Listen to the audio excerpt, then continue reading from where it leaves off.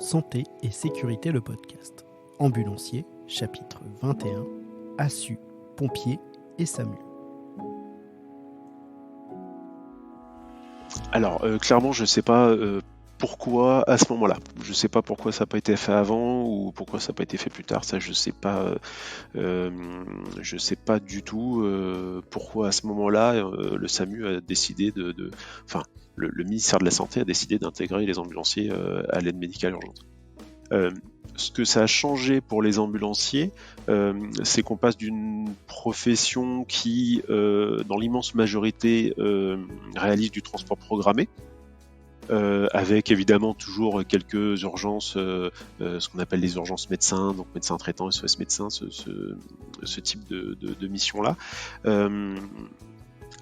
à une époque où l'ambulancier est de plus en plus amené à faire de l'urgence préhospitalière.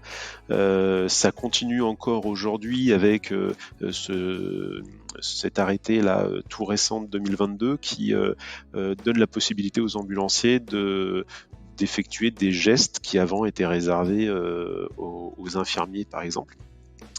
Typiquement l'administration de médicaments. Voilà, ça c'est quelque chose qui était absolument impossible avant et qui maintenant évidemment sur accord du médecin et sur protocole peuvent être faits par les ambulanciers, notamment au niveau de la douleur où l'ambulancier était et comme tout secouriste un peu démuni par rapport à la douleur parce qu'on n'a pas beaucoup de solutions pour gérer ça. Aujourd'hui, on peut donner des médicaments, administrer des thérapeutiques pour lutter contre cette douleur-là. Donc c'est une vraie avancée. On va pouvoir maintenant de plus en plus axer l'ambulancier sur l'urgence.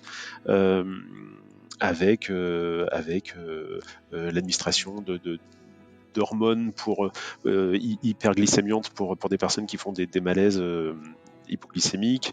On va pouvoir donc donner des médicaments contre la douleur, thoracique, contre plein de situations qui étaient un peu problématiques, qui jusqu'à maintenant nécessitaient parfois l'envoi d'une équipe SMUR, donc qui faisait déplacer un médecin alors qu'on sait qu'on en a de moins en moins et que c'est difficile de les mobiliser. Donc on va de plus en plus pouvoir se débrouiller tout seul et vraiment axer l'ambulancier sur cette casquette plus d'urgentiste que de soins programmés.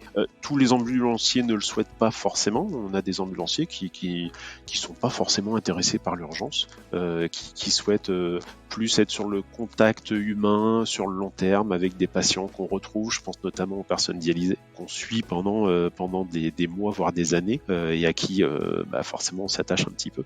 Ce côté humain plaît parfois plus que le côté urgence à certains ambulanciers. Donc il y a un petit peu de tout, mais c'est vrai qu'on s'oriente depuis 10-15 ans vraiment plus sur des ambulanciers axés sur l'urgence. Voilà, c'est encore c'est pas encore flagrant, mais petit à petit on y va.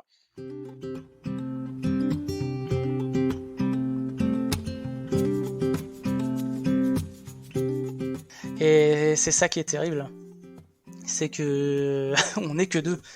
Je dis pas qu'un équipage VSAV ou protection civile, où ils seront 3 ou 4, changera la donne, hein.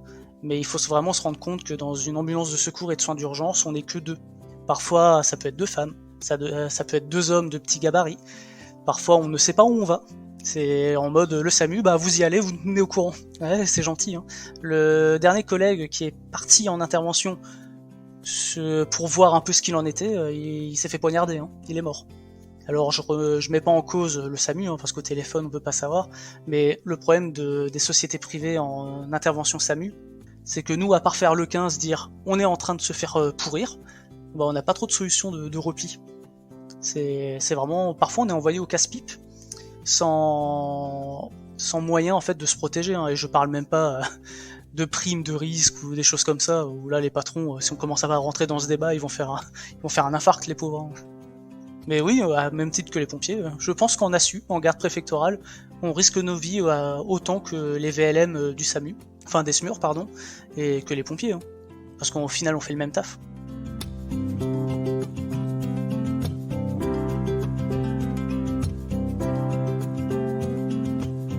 Alors Alors, il n'y a rien de pire pour un ambulancier qui n'aime pas l'urgence de faire de l'urgence. Quand on n'aime pas, pour n'importe quelle raison, intervenir sur de l'urgence préhospitalière, il n'y a rien de pire que de lui dire écoute, aujourd'hui tu vas être sur une garde et tu vas faire que ça. Non, j'ai pas choisi le métier d'ambulancier pour faire de l'urgence. Moi, j'ai choisi le métier d'ambulancier parce que j'aime le relationnel avec le patient, ce genre de choses. Donc, ils sont un peu poussés, obligés à faire de l'urgence alors qu'ils aiment pas. Et puis, les ambulanciers qui aiment faire de l'urgence, ils arrivent le matin et on leur dit aujourd'hui, tu vas pas faire d'urgence, c'est que du transport programmé. Et du coup, ils perdent rapidement en motivation. Et donc, finalement, les deux types d'ambulanciers quittent la profession parce qu'ils sont pas caractérisés dans ce qu'ils ont envie de faire.